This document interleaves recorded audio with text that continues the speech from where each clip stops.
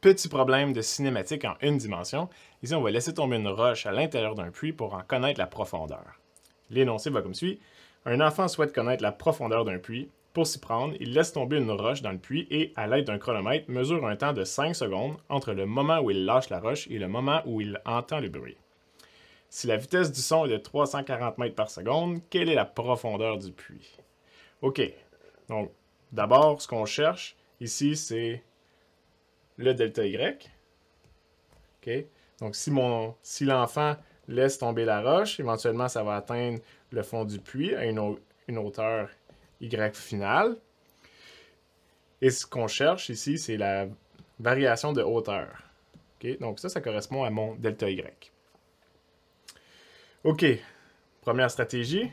Comment on fait pour résoudre ce problème-là? Ben d'abord, il faut reconnaître qu'il y a deux situations différentes dans notre histoire. Okay?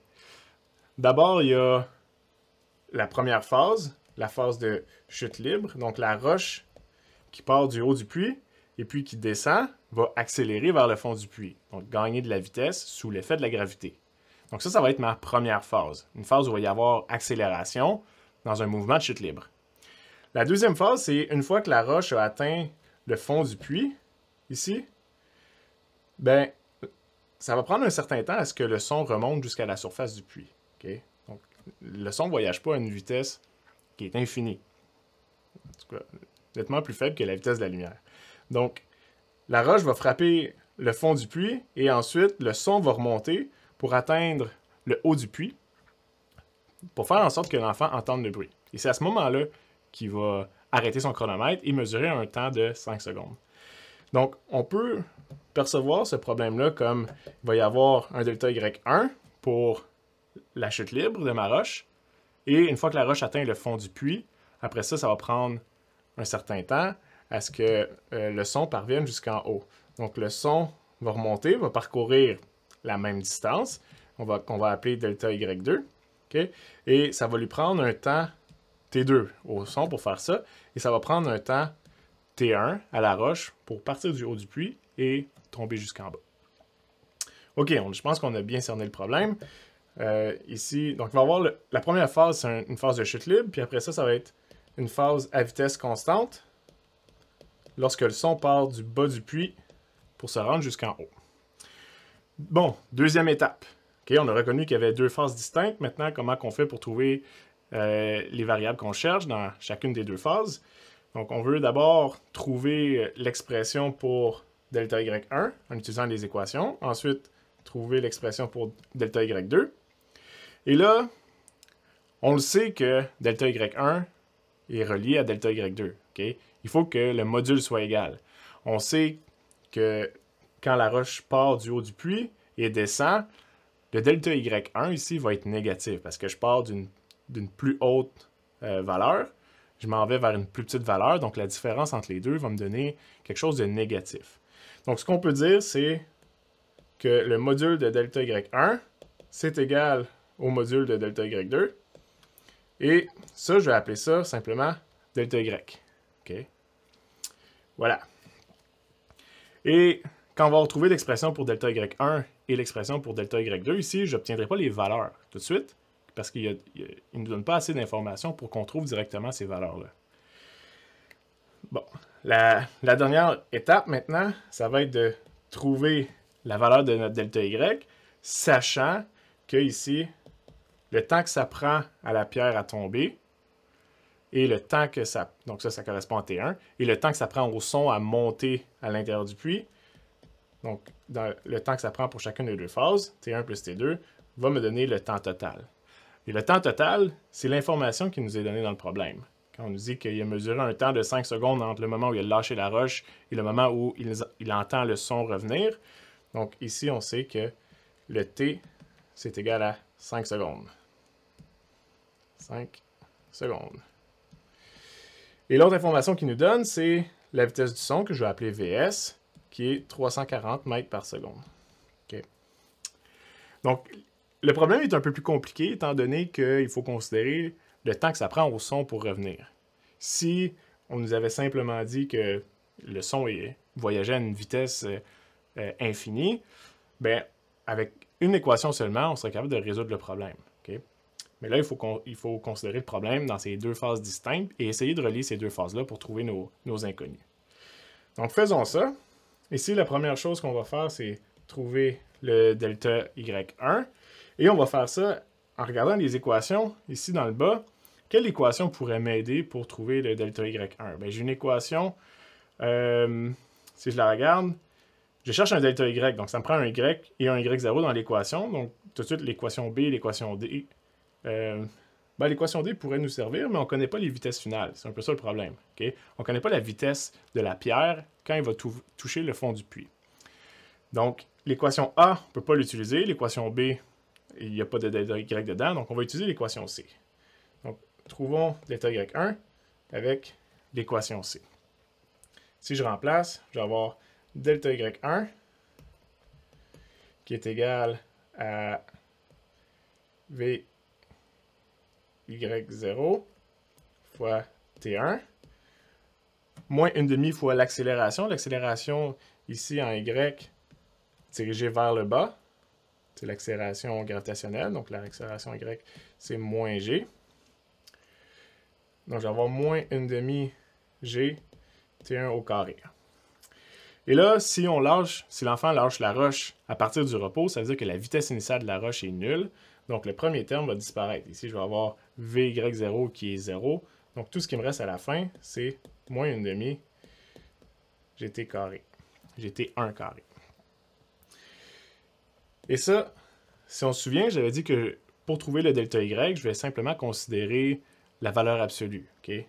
Donc, ici, si je prends la valeur absolue de cette expression-ci, ça va faire disparaître le moins. Et j'ai que le delta Y, c'est égal à 1/2 GT1 au carré. Donc ça va être ma première équation. Deuxième étape, ici on avait dit qu'il faut trouver l'expression aussi pour delta Y2. Donc je vais trouver ici l'expression pour delta Y2. Et cette fois-ci, ça c'est un mouvement qui se fait à vitesse constante. Okay? C'est le son qui va partir du bas du puits, puis remonter jusqu'à la surface du puits. Donc le son ici ne subit pas d'accélération. Voyage à vitesse constante de 340 mètres par seconde. OK. Utilisons simplement la définition de la vitesse. Pas obligé de regarder dans les équations. Ici, on sait qu'une vitesse, c'est égal à un déplacement, donc un delta Y, divisé par un delta T.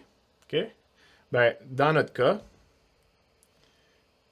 ici, si j'isole mon delta Y, je vais avoir delta Y2 qui est égal à la vitesse du son fois le temps, ici qui correspond à mon T2. Donc, le temps que ça prend au son pour partir du bas du puits jusqu'à la surface. OK. J'avais dit ici, si je prends la valeur absolue de cette expression-ci, ça va me donner le delta Y qu'on cherche.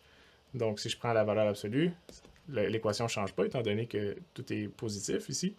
Donc, ça va être VS fois T2. Et ça, c'est mon équation 2.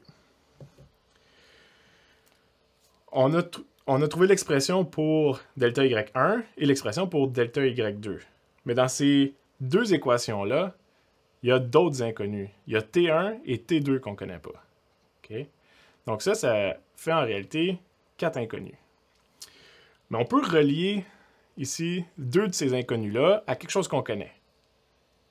Et ce qu'on sait, c'est que T1 plus T2, c'est égal à T.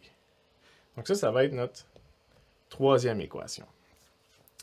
Puis, en réalité, on n'a pas vraiment 4 inconnus, étant donné que delta Y1, on sait que la valeur absolue, c'est la même chose que la valeur absolue de delta Y2. Donc, en réalité, j'ai juste mon delta Y, T1 et T2 que je ne connais pas. J'ai 3 inconnus. Et ce qu'on vient de dériver ici, c'est 3 équations. Okay? Donc, si j'ai 3 équations, 3 inconnus, j'ai un système d'équations pour lequel je suis capable de trouver toutes les valeurs que je veux. Maintenant, en fait, mathématiquement, la contrainte est levée. Je peux trouver les valeurs de chacune de nos inconnus. Okay? Le restant, c'est juste un problème de motivation. Est-ce qu'on veut vraiment le faire? Oui, on veut vraiment le faire pour arriver à une solution de ce problème-là. Donc, si j'ai 3 équations, 3 inconnus, maintenant, il faut que je résoudre le système d'équations. Et je vais le faire un peu lentement, okay? Parce que je vais essayer de vous montrer la logique derrière ça. Donc, ici, j'ai mes 3 équations. qu'est-ce que je peux faire? Donc, j'ai l'équation pour le temps, T1 plus T2 qui est égal à T. Okay, donc, ce que je vais faire, c'est, si je regarde l'équation numéro 3 que j'ai, si je peux la réécrire comme suit. Okay, je vais la réécrire comme, ici, je vais prendre un des inconnus que je vais isoler, puis je vais envoyer tout le reste de l'autre côté. Donc, si, par exemple, je veux trouver l'expression pour T2, et ensuite la remplacer dans d'autres équations, ben, j'obtiens T moins T1. Donc ça me fait comme une quatrième équation. Okay? Prochaine étape, c'est que je vais prendre mon équation numéro 4 et je vais la remplacer dans une autre équation. Okay? Donc c'est toujours comme ça la logique de résoudre un système d'équations. C'est de prendre une équation, isoler une variable, remplacer cette variable-là dans une autre équation pour essayer de trouver l'expression d'une deuxième variable et remonter ainsi jusqu'à ce que j'ai juste une variable dans une équation. Je peux trouver la valeur de cette variable-là et ensuite la réintroduire dans les autres équations si j'ai besoin de trouver les autres variables. Okay? Donc, ici, ce que je vais faire, c'est que je vais prendre mon équation numéro 4 et je vais la mettre dans l'équation numéro 2. Dans l'équation numéro 2, j'ai mon delta Y qui est égal à la vitesse du son fois T2. Et là, je viens de trouver l'expression pour T2, donc je vais la remplacer. J'ai la vitesse du son fois T moins T1. Ça me donne l'équation numéro 5. OK.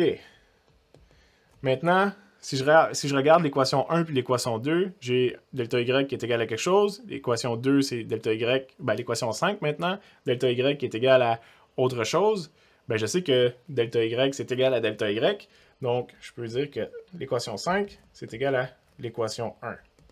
Et ça fait en sorte que je peux écrire le delta Y, qui est égal à delta Y, surprise, et remplacer les delta Y par leur expression respective. Donc, je vais avoir ici une demi GT1 au carré, qui est égal à mon équation numéro 5, qui est la vitesse du son fois T moins T1.